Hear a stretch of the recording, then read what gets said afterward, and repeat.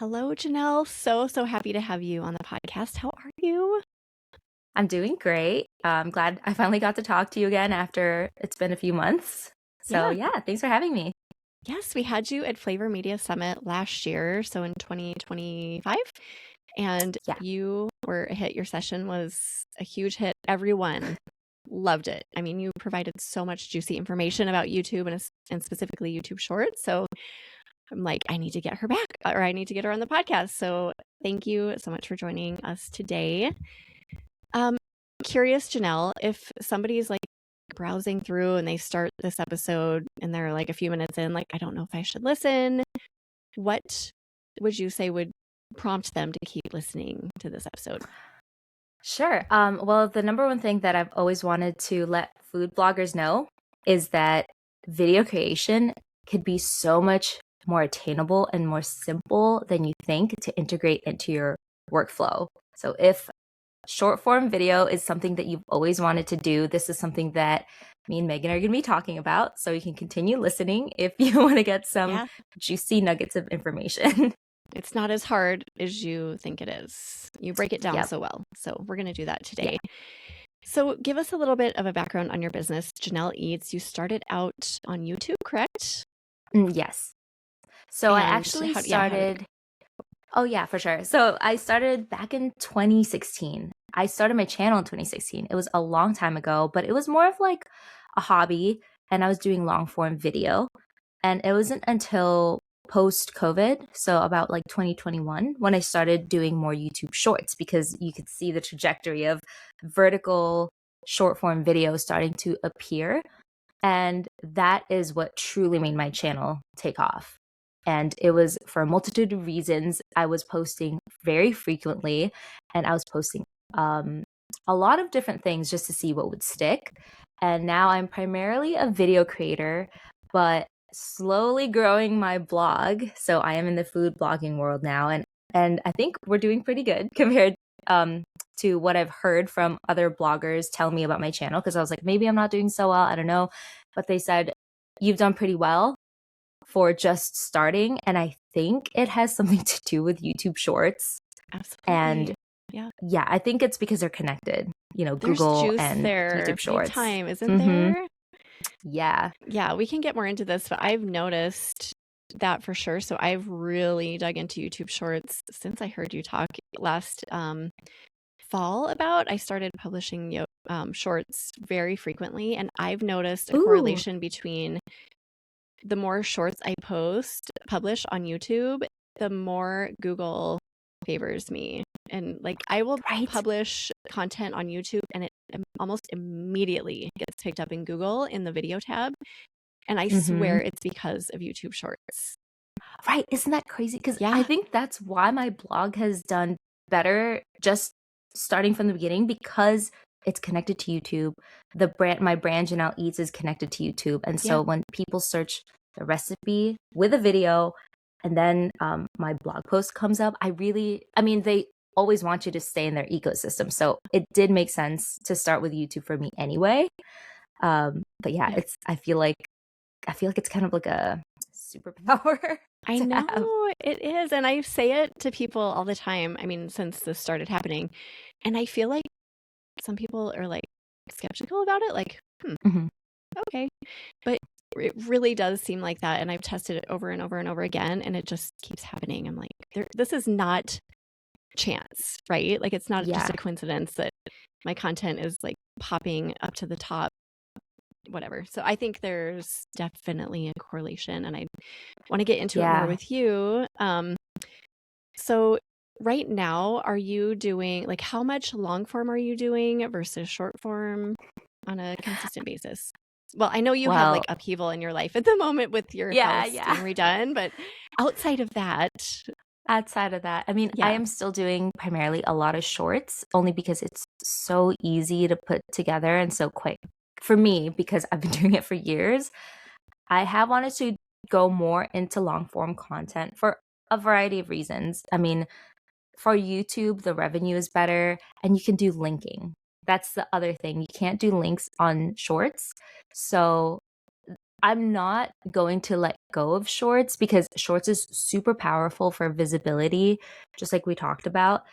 But there is also value in long form content. And again, primarily, I would say linking is a big part of it. Yeah. But both of them work hand in hand. And so once we get to the house, I have plans to do a lot more long form video content, recipes, and just always funneling people into the blog, because right now that's where we are shifting. Because, and we were talking about revenue, right? For YouTube Shorts to make a decent amount of revenue, you have to rack in the views. And unless you're a full-time video creator, like that's all you want to do and that's all you want your life to be consumed with, then that, go for it. But for me, I wanted something a little bit more stable, long-term. And so that's why I wanted some balance in my life. So I also wanted to use shorts as a way to bring people into my blog. And what's crazy is, even though there's no linking, every time I post a video of a recipe directly to my blog, there's always a spike in traffic. And again, this might be, I'm not as like big into testing it as you are, but it's pretty obvious after I post a video, I see the visits just like shoot up for my blog. So, I feel like there's something there. Google definitely wants you in their ecosystem. Yes, for sure. So, okay, I have so many questions I want to ask you. I have to like calm my brain down a little bit. If somebody is just like really getting into YouTube and they want kind of a strategy to start with, what would you recommend for long form versus short form? Okay, so I feel like if someone's just starting out, I would say try to start with shorts first. I think the people who do well with long form are the ones who, this is just a generalization, but people who love to go on and talk, and they have a lot to talk about, and they have time to edit.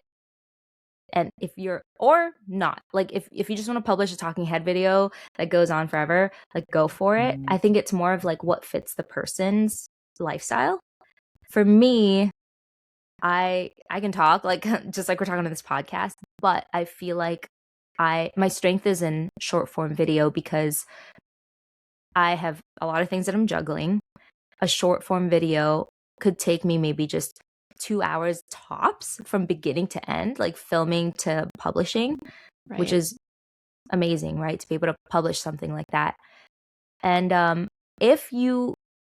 this is personally what I think, if you are just starting out and you have no idea which one to go with, I would say shorts, because you can get out more content faster and you can figure out what works for your brand faster, and then you can do the longer form video, especially if you're like a one-woman team, right?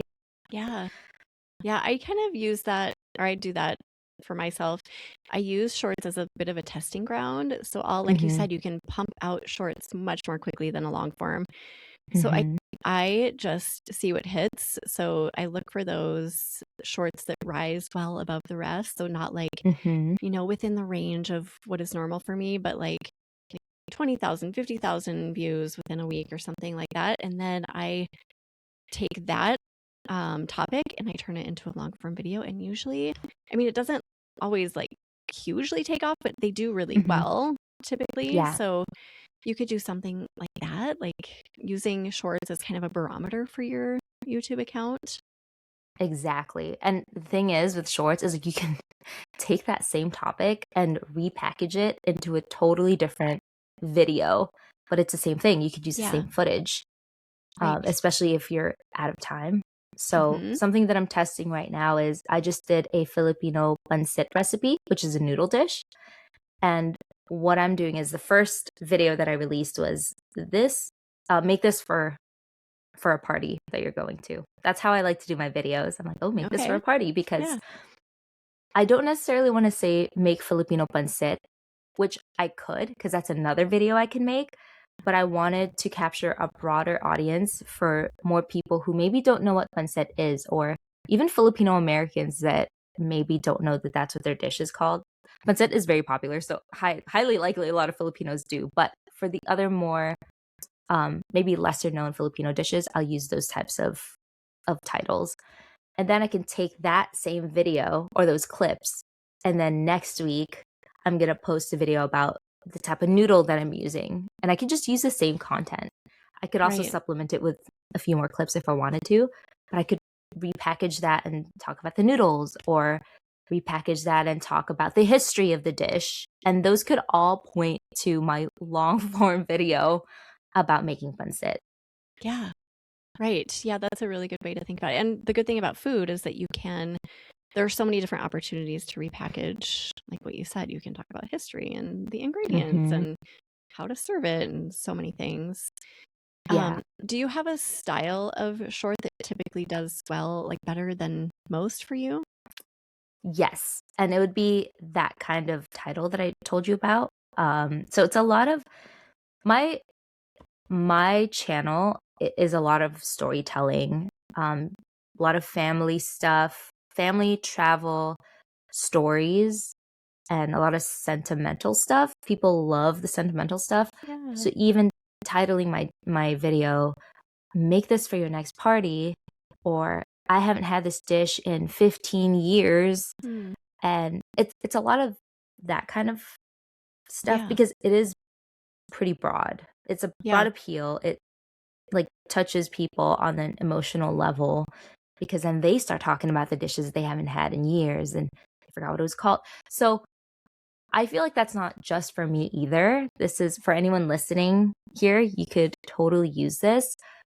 It does take, I would say, vulnerability and stepping out of the SEO box Yeah. to achieve. But again, I could say it's simple, but it's not as simple for other people to share their life like this. Right.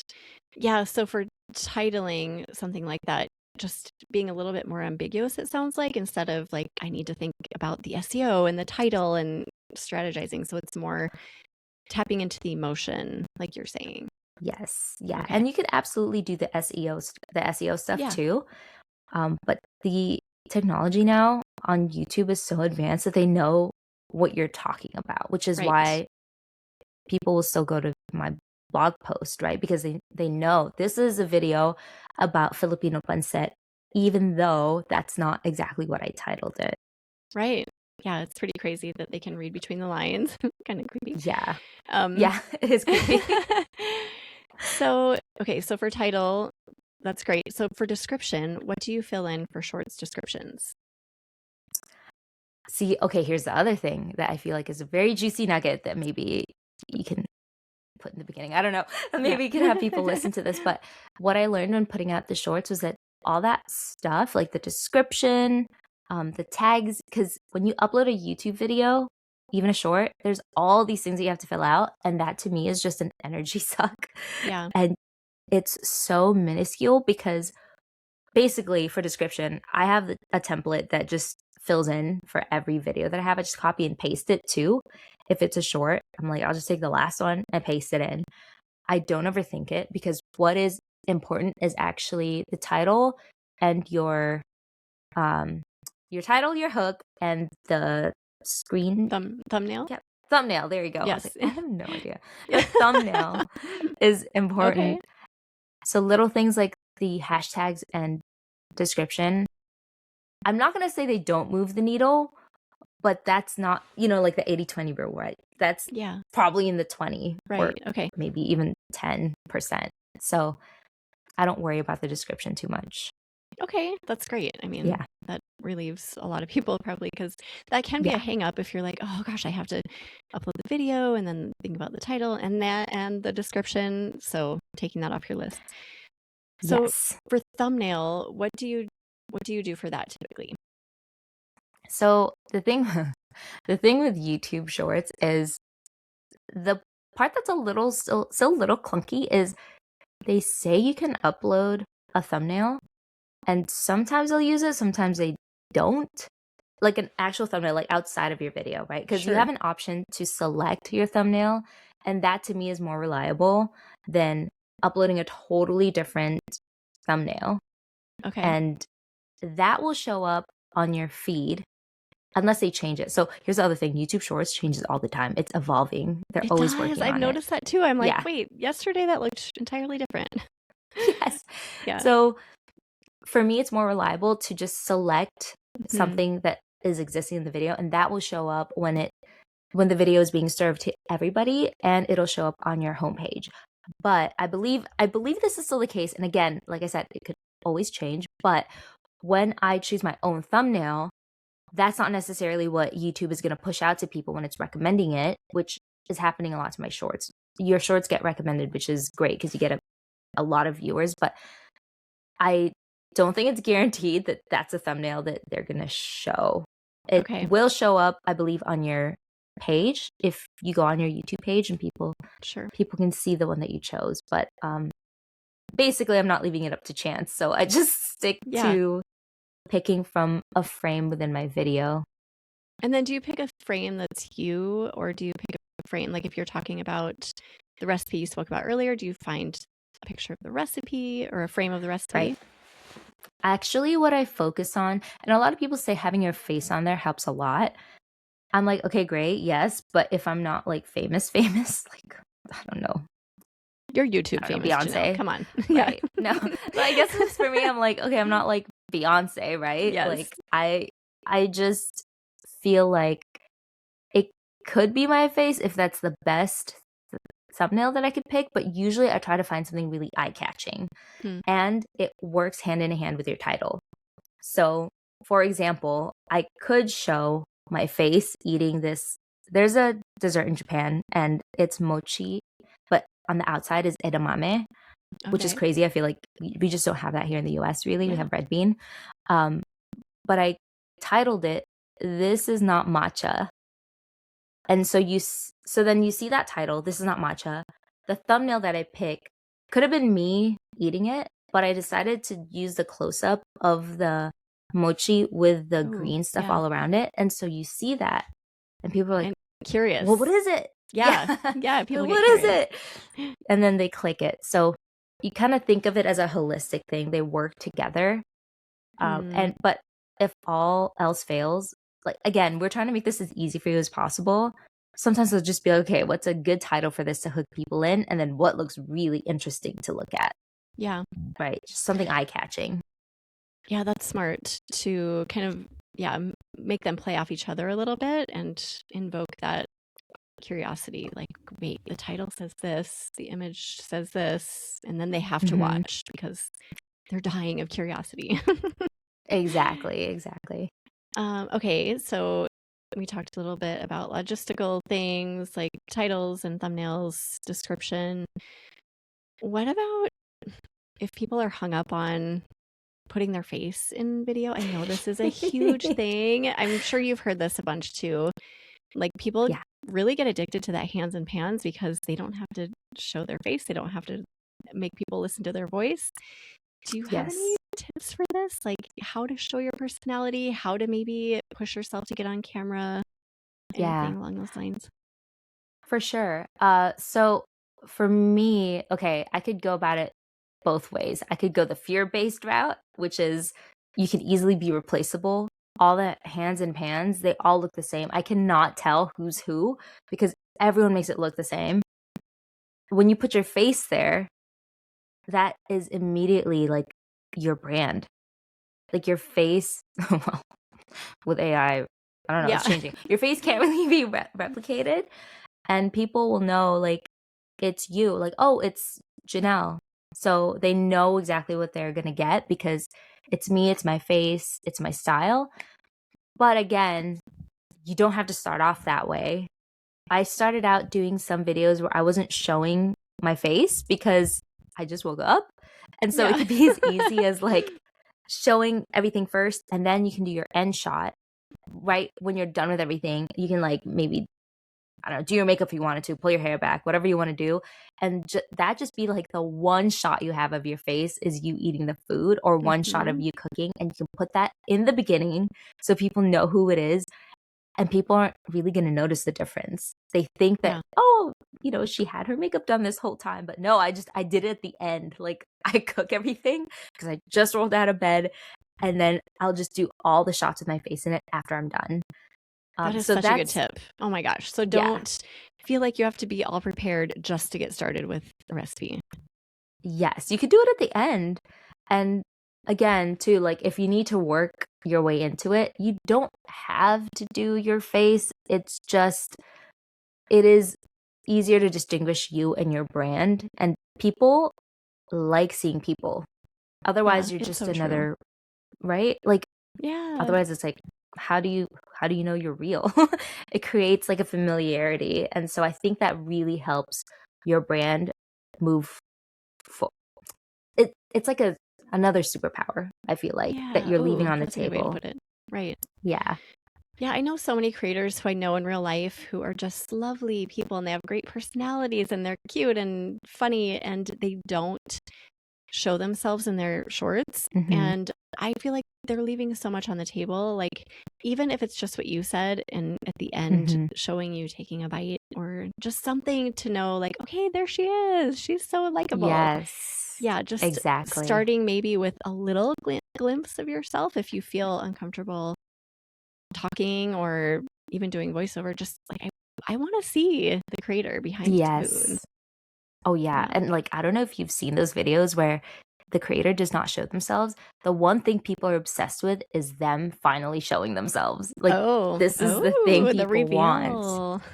Yeah. That's But who I you are. understand like Yeah, why I a get lot of it bloggers too. might want to hide. Mhm.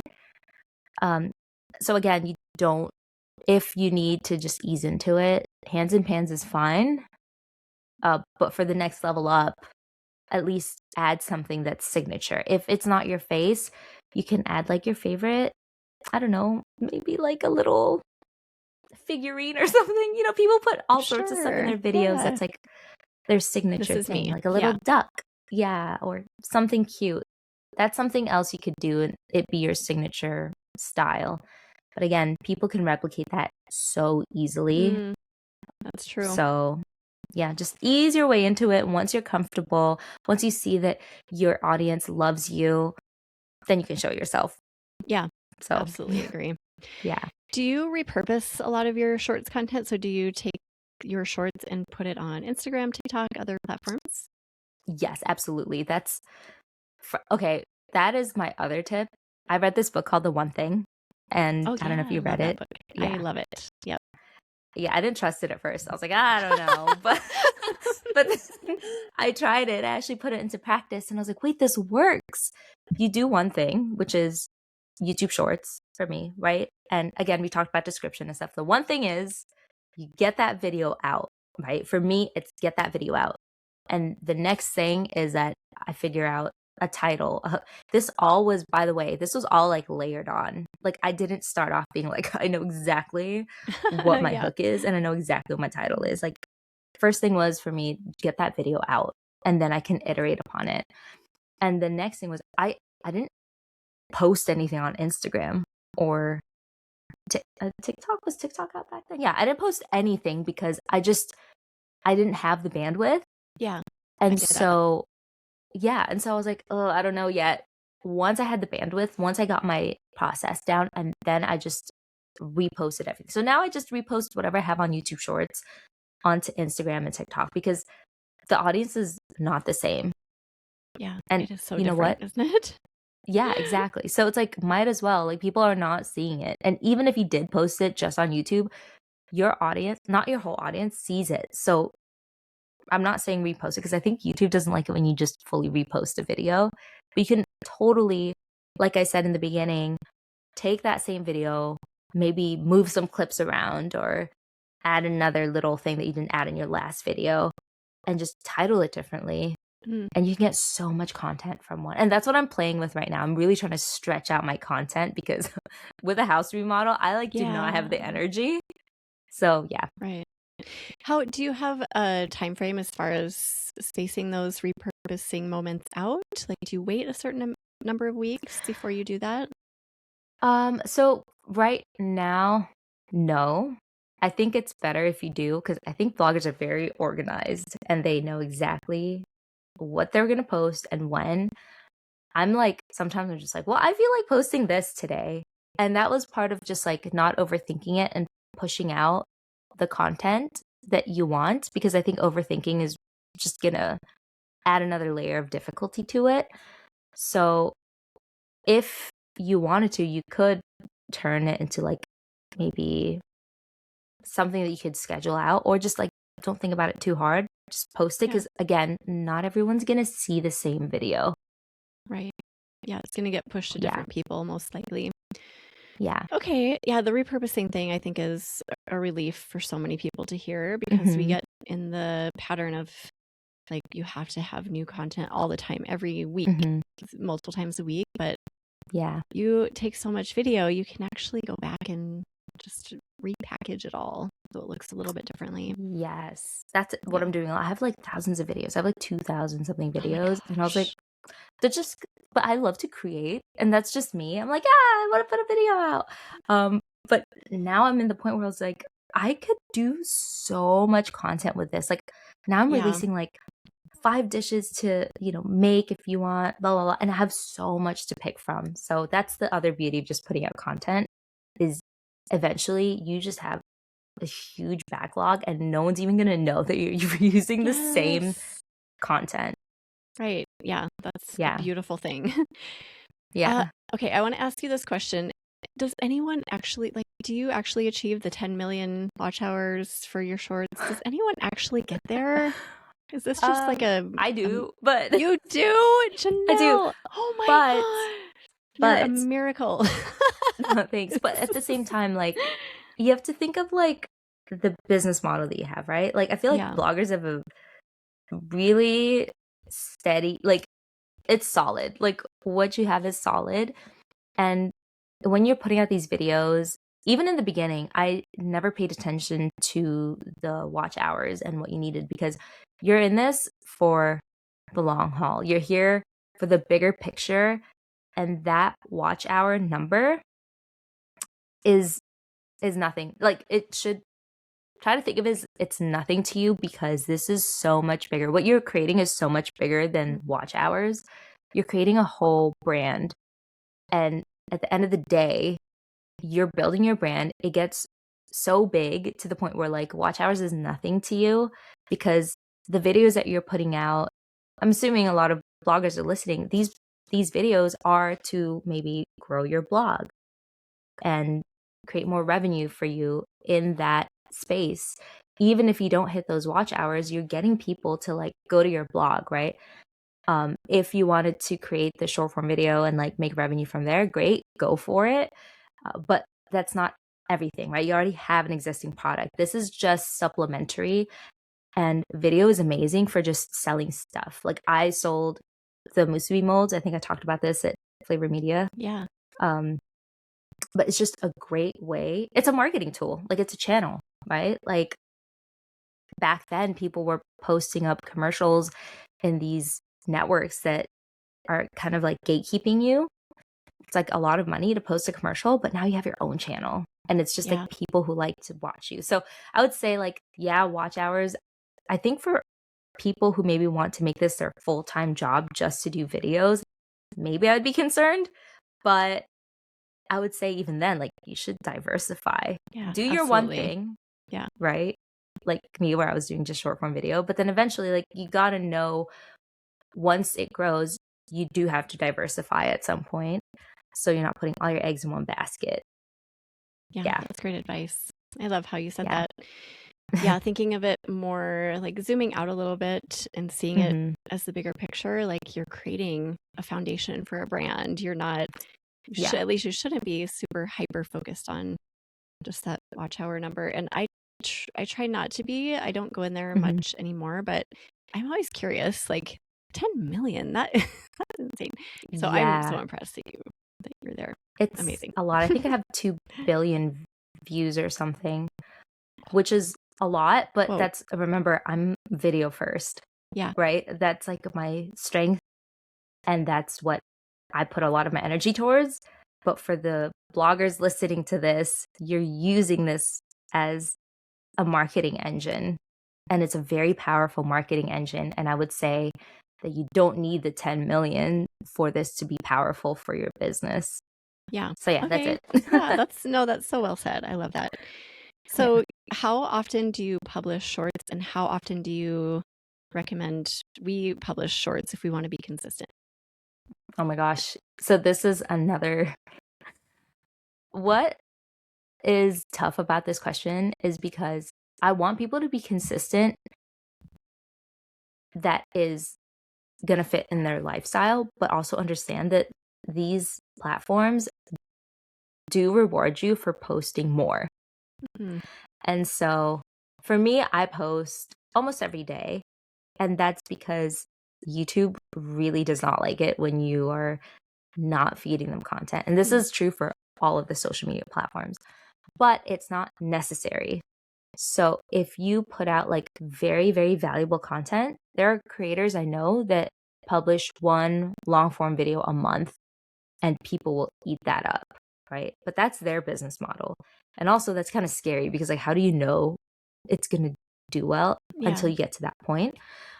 For me, I would say if you're just starting out, don't be afraid to experiment and post as much as you can just to see what works, right? You could always like delete it later, but I wouldn't delete it because you could still potentially like gain those watch hours and stuff. I would say it depends on the person. I'm trying to do at least one a day because that's what works for me. Try to see what you can fit in within your lifestyle, maybe every other day or maybe 3 times a week. But it's more of like, you're not going to get better unless you post more. This is just like, how did you get good at blogging? Right? Like, it's kind of the same thing. But I would say, whatever you do, don't leave for like weeks at a time. If what you can manage is once a week, then do that.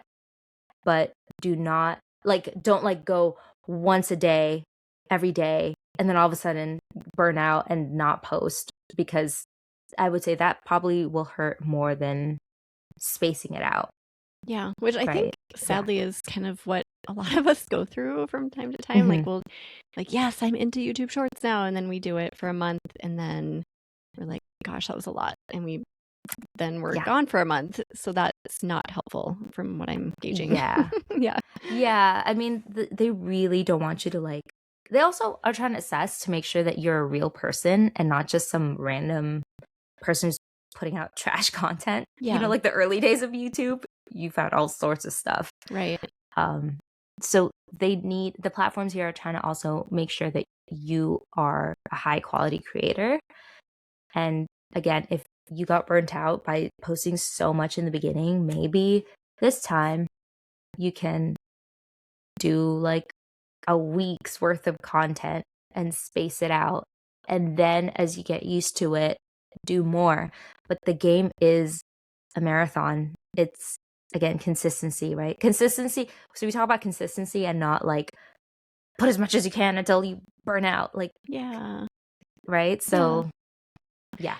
In order to stay consistent, I feel like you really do need to be passionate too about what you're publishing. I wouldn't be able to be consistent if I were like, well, this is boring. I have to come up with a topic to talk about today. I mean, clearly, Jeanelle, you show up and you're like feeling passionate about the things you talk about and connecting with your people over these topics. So don't you feel like that's something we absolutely need on YouTube? Yeah. I mean, at the very least, maybe have the passion to like help somebody out, which a lot of bloggers, I mean, especially a lot of women, like love to help. And so I think that naturally comes out.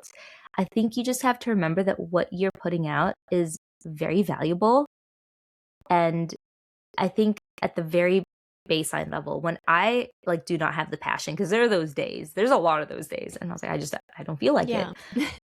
You can always turn to that piece of like, well, I could help out another mother, or I could help out another, woman who's struggling with this, and just have some purpose to each video. Yeah, I think that's what can help you. Yeah. And so also, go ahead. Oh, basically, what I want to say is bloggers have so much content in just one blog post that you put in. Like, I think you could probably make 5 shorts from one blog post because you put so much information in there.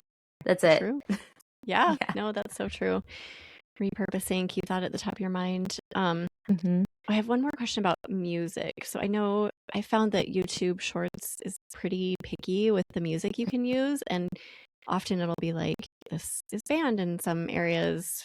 We're not going to Mm-hmm. show it. So I've just started doing like a search for music specific to YouTube that's like royalty free, and then I'll type in the genre, or like if I want 80s music or piano or whatever, and that Mm-hmm. seems to be working. What is your strategy with music? So my strategy with music is that I don't use it anymore because it's Okay, well that's great. Yeah. yeah. It's Okay. again, we're talking about my remodel and I'm just like there's so much happening. You always got to think of like what is giving me the most headache. Weirdly enough, music has become such a headache for me to add to my videos that it was holding me back from Oh, posting it because there's interesting. another Okay. thing. Yeah. Yeah, especially with YouTube shopping. And they're so picky with like the music that you use for YouTube shopping because then you can't tag stuff. And I was like, so what's the Oh, point? what? Right? Yeah. Oh They make it gosh. really difficult. And so I was like, you know what? Forget it. So then I was just like, forget this. I'm not Yeah, posting this with music if it's another thing that is keeping absolutely. me. It's another like hurdle. It's another Yeah. obstacle. But I do use my voice. So Yeah. that's the other thing. Okay. I use my voice and so I don't necessarily need music. I love music though. I love adding it because it adds to the vibe and the Yeah. mood. But until they fix it with the YouTube shopping stuff or like this is not supported in other countries, then what's the point of me using it if it's kind of hurting my um, Absolutely. workflow, That right? actually is a relief to hear that Mm-hmm. you're just fine. Nothing changed. I'm assuming your views didn't drastically change once No. you made that Oh decision. yeah, no. Okay. Again, it's like about the content. It's Yeah. all about the content and how you resonate with people and how you help people. Uh, I would say though, I'm not gonna ignore that there are a lot of bloggers who like to just kind of do like a 5 second clip of maybe mixing something and then there's text on top. If you absolutely need to use music, I look for royalty free sources and you can pay for them or you can just find ones that are royalty free. Like classical music is public domain Yeah. and just use the same ones. What you're trying to do is reduce the amount of friction that you have from creating the video to posting. And if music is going to be an issue, but you absolutely have to use music, look for public domain stuff, look for royalty free, have that in a folder, and just reuse the same ones. That's it. Yeah. That's great. I know I found it's an instrumental version of one of Eminem's songs that's royalty free. And for whatever reason, like every time I put this with one of my YouTube shorts, people seem to love it. And I was like, okay, well, I guess I'm an Eminem girl. So I'm embracing that. It's hilarious, but it's like my son listens to Eminem, so he would Yeah. be just cringing if he heard me say this. Like, Mom, you're not using Eminem for your shorts, but I'm like, hey, it works. People like those shorts. So yeah, and that's the other thing where like the power of using music is sometimes people will be like, wow, I can't believe you use this. It's crazy. Like I used like this, I don't know if you know Five Nights at Freddy's, but I was Oh using that yeah. in the background of Hmm. like my videos and that creates engagement, which is Sure, nice. So it's of another course. nice to have. But Right, a reason to engage. Like, yeah, oh, so that's Megan, I funny. didn't realize you were so into Eminem. Oh gosh. Are there any other like details about shorts that we've missed that you wanted to mention? Like, we've covered a lot, but just wanted to touch back on that. Let's see. We were talking about the hooks, the titles, thumbnails. You said that those are the most important. Um, and I think we just talked about making sure that your video resonates with people. Um, yeah, I would say once you upload a video, make sure, eyes on the prize, right? The goal is to post the video, do everything you can to make sure you post that video and not hold yourself back. Other than that, yeah, like the only way to get better at making them is by making them. Yeah, it's so true. The more you push yourself to make them, the more progress you're going to make with getting better, right? Like with all the Exactly. things, like you said, figuring out what's holding you back. What are the hangups? What are the Mm-hmm. hurdles? What are the things you actually like? What gets easier over time? So, Exactly. yeah. And then as far as this is something I forgot to ask you. As far as length goes, I know you can go up to like, is it 3 minutes on shorts? Or Yes. okay. Yeah, 3. And do you have a time frame that typically works for you, or is it all over the place? No, I'm just like, again, like it goes back to the big picture of like, why am I posting this video? I'm not here to hit a certain like minute mark. It's more of like the value that you're giving to people. So if you've delivered the value, just be done, right? Sometimes I'll add a little something like a nice little story, but that all feeds into the value of this short because when I add that story, people remember stories better. And so it's not something just frilly and I'm not just using it to pass time. Yeah. Once you're done with your video, be done. If you want to say something else that you didn't get to say in that video, great. Great news. You have another short that you can make and you Next can time. post that, Yeah. in a few days or next week. Yeah. So yeah, I wouldn't pay attention to that stuff. Again, I think you really got to focus on just post the video. And if it doesn't fit in that goal of post the video, then you probably don't need it. So maybe don't pay as much attention to how long your video has to be. Don't pay as much attention to the description, the tags, things like that. Because the big needle mover is the content that you put out. Hitting publish. I know we can get so hung Yeah. up on those little details and talk ourselves out of publishing. I do that sometimes still. Like, oh, I want to find the perfect music, or I want the perfect text overlay or whatever. And then I'm like, wait, no, just like you're saying, just get it up and move on. Yes. Learn for And next time. and the craziest part is the one that you held back on, you don't know, but that one might have hit like 1 million views, right? I know you That's always just hear those how it stories. is. Like I sat on this short or video for 5 months and published it, and then it went viral or whatever. So That's how it is. I know. I could tell you like 2 videos in the last couple weeks that I wasn't going to post. And they ended up like hitting like 1 million or like being number 1. I was like, that's dang. see. Okay, so Yeah. that right there is everyone's permission to just publish the thing that's sitting in your drafts folder or that is in your mind. Yes. Do you have final words for people who haven't gotten into shorts? Just maybe some final encouragement before we say goodbye. Like, why should they do it? I don't know. Whatever you have for us, Jeanelle. Well, I would say, again, it is so much more manageable than you think. You just have to slim it down to reach that one goal. And your one goal is to post the video. So anything that's getting in the way of that, cut it out. Again, like description, the tags, maybe even the music. Your one goal is to post that video. What can you do to post that video with the lifestyle that you have? I understand there's a lot of moms out there. There's a lot of women like juggling a lot of different things. Just get that video out. You will feel complete and confident that you actually did it. And then just layer it on, like get better with each video. And before you know it, you're in it for a few years and you're suddenly really good at making videos, but it actually took a few years. Yeah, right. And not to get hung up on the timeline too, right? Like, Yeah. people have in their minds, like, this is going to take me 6 months, and it's not just with video. This is for so many things in blogging, like getting your blog off the ground or making Instagram, like getting Instagram followers or whatever the thing is in your mind. We can get so hung up on that, but just doing one step at a time, keep moving forward, being consistent. All the things you said are so encouraging. That's how you got here in the first place, right? That's how you got to anywhere in life. Exactly. I love it. This was so awesome and just what I needed today. Thank you, Jeanelle, for this and all the value you shared. Of course. Thanks. It was great talking to you too. I was like, oh, I know. Great. Like I feel like I'm back. Yay. Like all this stuff that's happening. I know that feeling. And I know you have services to offer. Do you want to mention this now, just in case somebody needs a little help? Yeah, sure.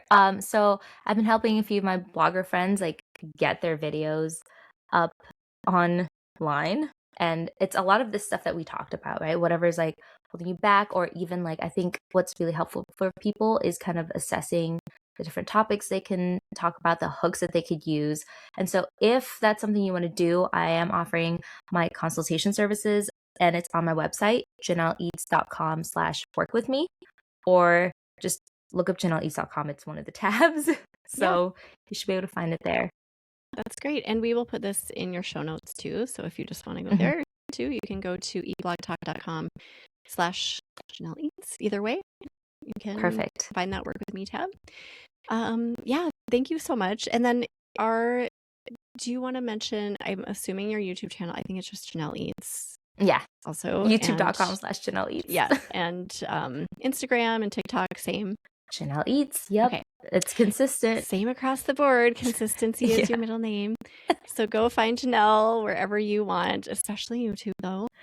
And thank you again so much for all of this, Jeanelle. We appreciate you. And thank you for listening, food bloggers. I will see you next time.